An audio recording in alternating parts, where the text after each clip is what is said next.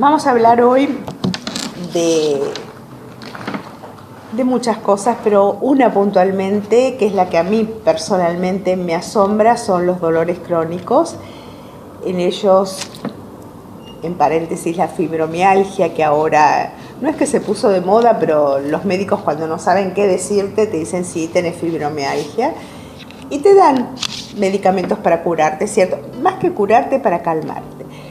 Cuando lo escuché a Miguel Ángel en el Congreso de Odontología Focal, me encantó porque lo voy a saludar y después les sigo contando. Bienvenido al programa. Gracias, gracias. Gracias por invitarme. No, por favor.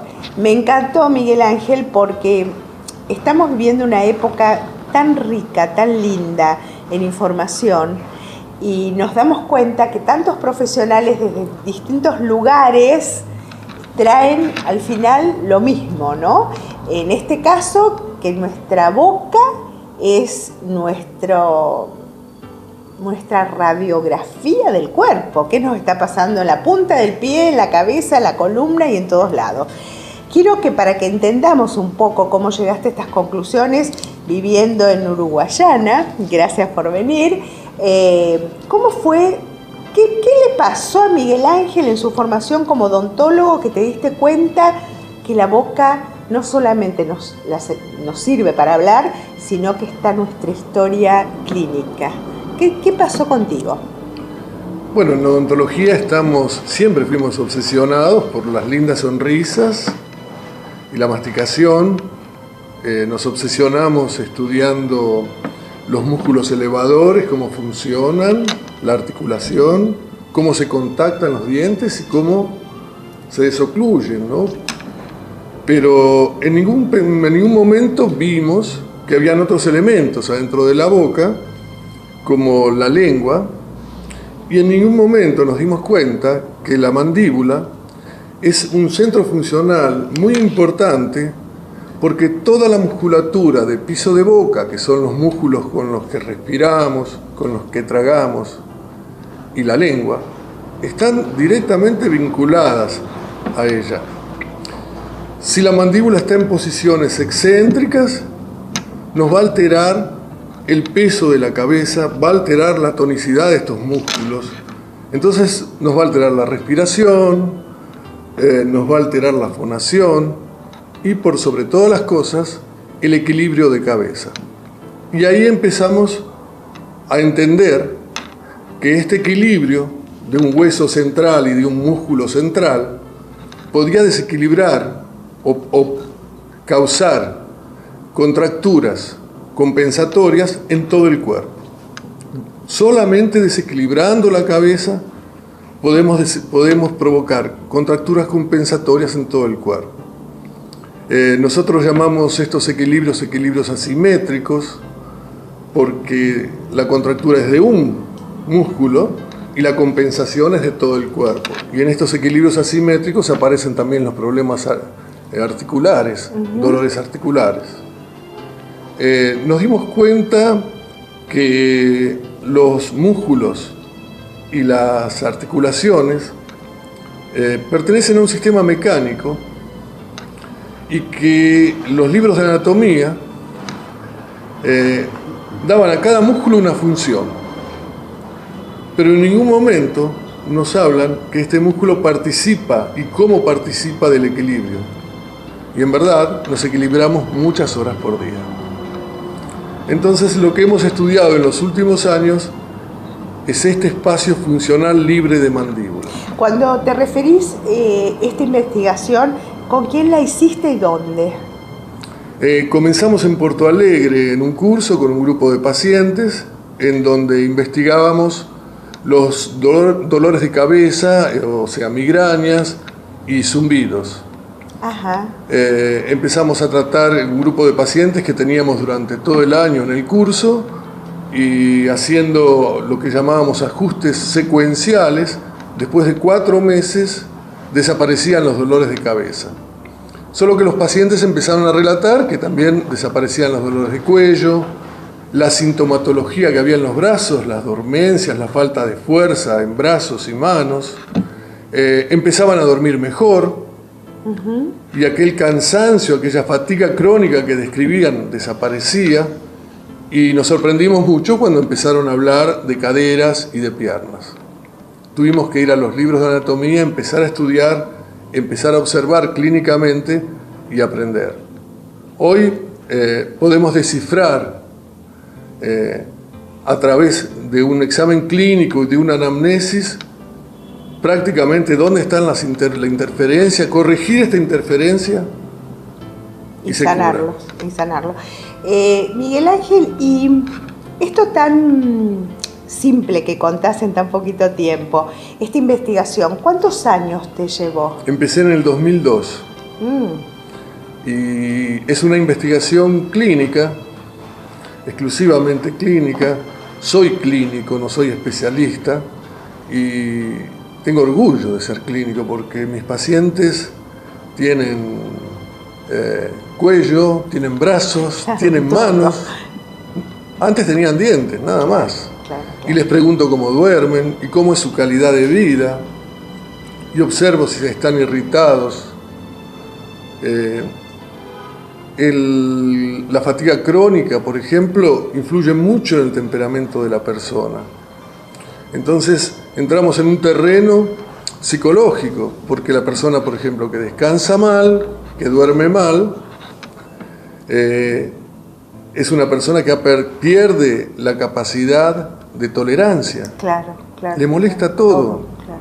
Entonces te despertás y te molesta la luz, te molesta el sonido, te molesta el perro. Los problemas son chiquitos, los hace grandes, le resta calidad de vida.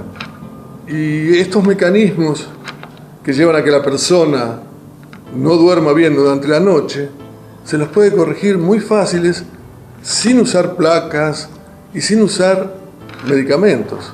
Apenas observando dónde está la interferencia y eliminando esa interferencia, se resuelve el problema. Ahora, hablabas de algo que a mí me pareció realmente hermosísimo, ¿no? Y es el lenguaje a través de las manos, porque comentabas que había momentos que ni siquiera necesitabas una radiografía completa de boca para determinar las interferencias que pudieran comprometer a todo el físico, pero que solamente con tu examen desde las manos te dabas cuenta cuál era la carencia o qué es lo que tenía mal dentro de la boca, que a veces no tenía nada que ver con una muela en mal estado, cariado, o lo que fuera, un puente o una prótesis o un implante, sino simplemente una mordida, ¿no? Y también nos comentabas, y esto me gustaría que lo comentes, ¿qué es lo que te llamó la atención en estas placas que recomiendan los odontólogos para dormir de noche? ¿Qué es lo que perturba la placa? Toda esta investigación está basada en un desequilibrio que tiene el hombre moderno entre el maxilar, las arcadas dentales y la lengua. Hay una discrepancia. Las lenguas no caben en la boca. Es una expresión que el paciente nos dice, parece que mi lengua no cabe en la boca. Entonces, eso tiene que ver una historia de alimentación en la humanidad, ¿no? El hecho de que las muelas de juicio no tengan lugar y el cambio fisiológico, físico que tenemos los seres humanos. ¿Puede ser por la alimentación? No, particularmente, primero pensé en alimentación porque seccionamos los alimentos, entonces masticamos menos. Pero en realidad lo que sucede es que los dientes ya traen un tamaño genético. La mandíbula no, es un hueso que se desarrolla. Y en el momento que se está desarrollando el hueso, la lengua cumple un papel muy importante. Si nosotros colocamos un chupete adentro de la boca y el chico pasa horas succionando, probablemente lo que esté sucediendo es que está reforzando los auriculares de los labios, los buccinadores, y entonces la lengua empuja de adentro para que el maxilar crezca y de afuera le pongo un freno. Yo estoy casi convencido que el chupete es el personaje malo de la historia. ¡Ay, qué maravilla! No sabes lo que me consuela, porque ninguno de mis nietos, ninguno aceptó el chupete. Qué bueno. Ninguno. No porque tuvieran una educación los papás de no darle, ¿no? Porque hemos comprado el chupete hasta con el nombre y todo. No aceptaron los chupetes. Es muy cómodo, para la madre Claro, es muy cómodo el claro. chupete, pero en realidad en la naturaleza los otros animales no usan chupetes y el hombre tampoco usaba chupetes. Por eso cuando hablamos en el hombre moderno, en esta falta de desarrollo de los huesos maxilares, mi opinión es que el papel más importante aquí lo cumple el chupete. Yo también pensé en la alimentación muchos años y después me di cuenta que esto era más importante porque son muchas horas durante el día Claro. con chupete. La alimentación son apenas minutos. Claro. Volviendo, retomando lo que estabas contando, ¿y por qué no las placas lo que nos dan los odontólogos para no hacer un bruxismo? Porque estoy cortando un mecanismo de defensa. El bruxismo es el mecanismo que tiene el cuerpo para eliminar la interferencia. Digamos, si yo tengo un diente alto, voy a usar mi dedo como si fuese el diente. Sí. Puedo hablar, puedo tragar y puedo respirar con dificultad. Mi cerebro me dice, Miguel, me molesta. ¿Qué hace a la noche? Para eliminar la interferencia. Esto es el bruxismo.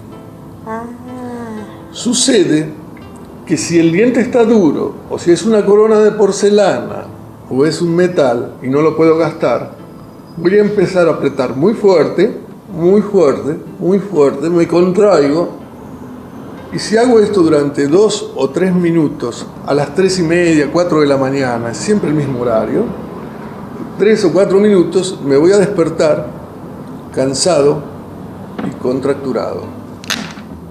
Lo que hacemos es localizar la interferencia y si el paciente no la puede eliminar, la eliminamos nosotros.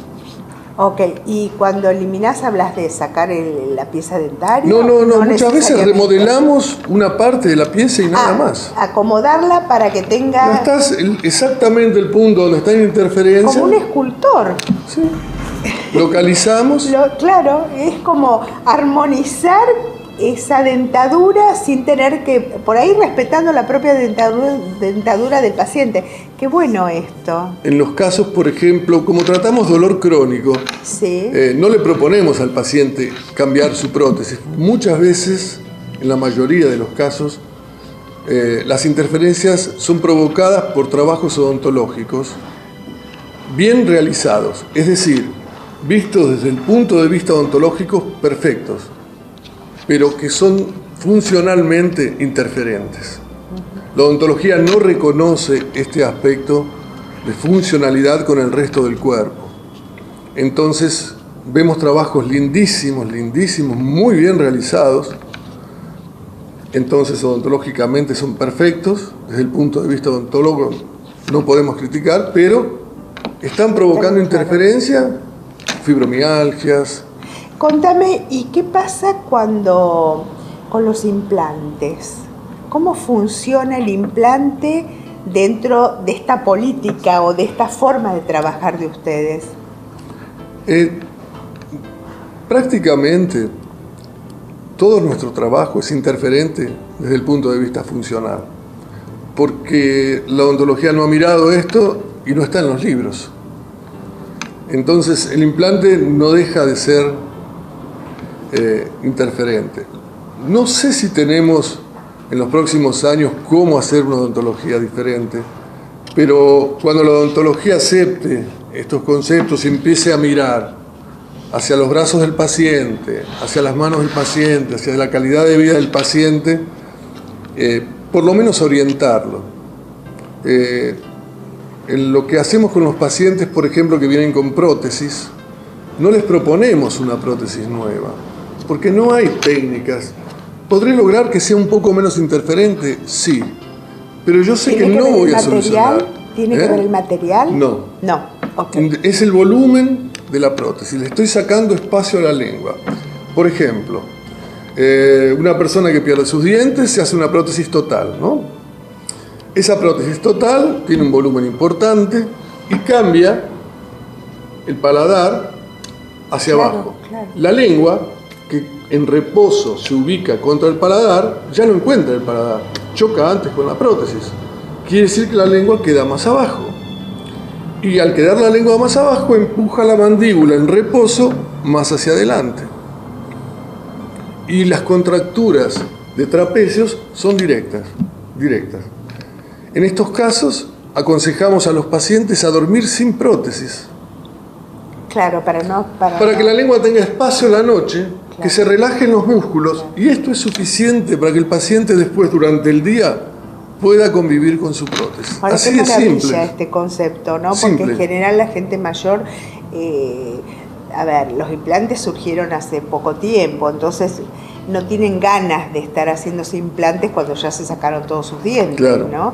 Y esto incide en el carácter, en la postura, en los dolores, en todo. Es calidad Simplemente de vida. Sacándose una prótesis de noche uno puede eliminar todo este tipo de cosas. Y contanos, Miguel Ángel, todos estos trabajos que por supuesto son científicos y lo haces a través de la clínica y la investigación, ¿está documentado? ¿Se mostró esto? Sí, el problema es la falta de interés. Yo ya fui a la facultad, estuve en centros importantes. Los médicos, quien hace medicina alopática, el negocio es el enfermo. Claro. No sirve que se cure. Claro. No sirve que se cure. Entonces, son personas que andan dando vueltas. Los pacientes... Bueno, pero no se enteraron todavía que hay muchos pacientes que brotan los pacientes que no tienen... No es necesario seguir con esa conducta rígida de la pastillita mágica. La Organización Mundial de la Salud habla de 30% de la población mundial con dolor crónico. Ya reconocen algunos países 7-8% de la población con fibromialgia. Es decir, estamos hablando de problemas de salud pública. Y a veces son procedimientos simples, muy simples. Usted me preguntó cómo hacíamos el examen. Sí. Y hicimos un trabajo muy lindo en el Hospital Fiorito, acá en Avellaneda, ajá, durante 6 meses. Y los pacientes que presenté en el congreso fueron pacientes hechos en el que trabaja en Brasil. No. Ah, ¿no? Trabajamos aquí en Avellaneda con estos pacientes. Los que presentamos eran pacientes del centro de rehabilitación del Hospital Fiorito. Entonces participaron médicos, dentistas, fisioterapeutas, neurólogos. Fue un trabajo muy lindo. Para hacer este trabajo elaboramos un protocolo de anamnesis en donde se le hacen preguntas al paciente y se escucha lo que el paciente tiene para decir. Y a través de estas preguntas ya elaboramos un prediagnóstico. Es decir, buscamos en la anamnesis encontrar la causa. Ya no me importa qué le duele.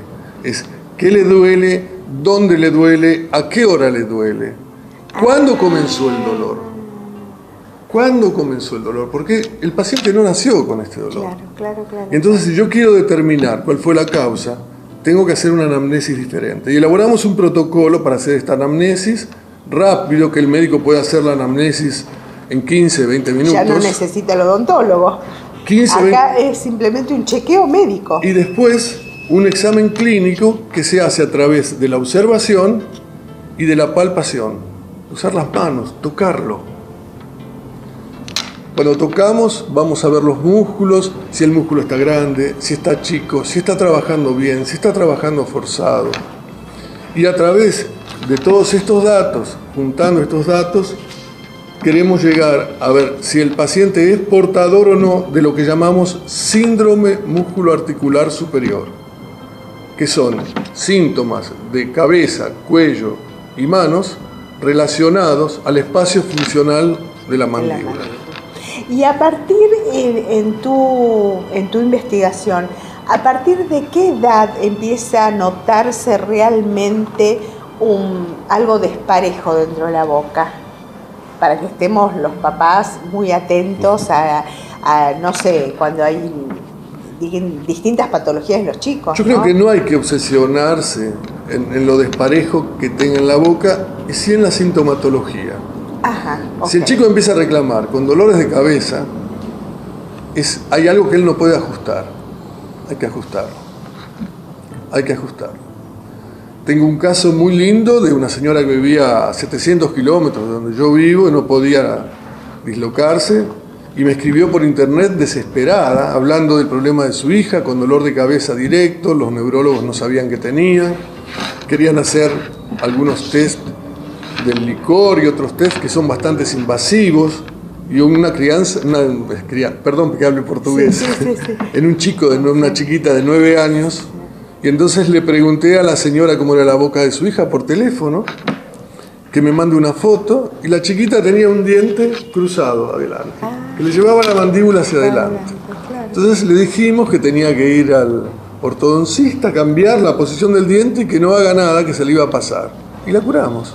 Ahora, ¿qué función importante, hablando de ortodoncia, tiene el especialista en adolescentes, ¿no? El especialista en ortodoncia, o en los grandes también, porque ahora he visto bocas de gente mayor con sus nuevas, haciendo ortodoncia, ¿no? Porque les molestaba la postura, o en general uno llega por la estética, la ortodoncia, sí. Esa es la verdad, nunca escuchamos cómo está colocado nuestros dientes, nuestras muelas, o qué es lo que está mal o está bien, puede producir otras patologías en el cuerpo, porque esta es la medicina nueva, que es la medicina que te duele algo, vas al especialista y te olvidaste del médico de cabecera.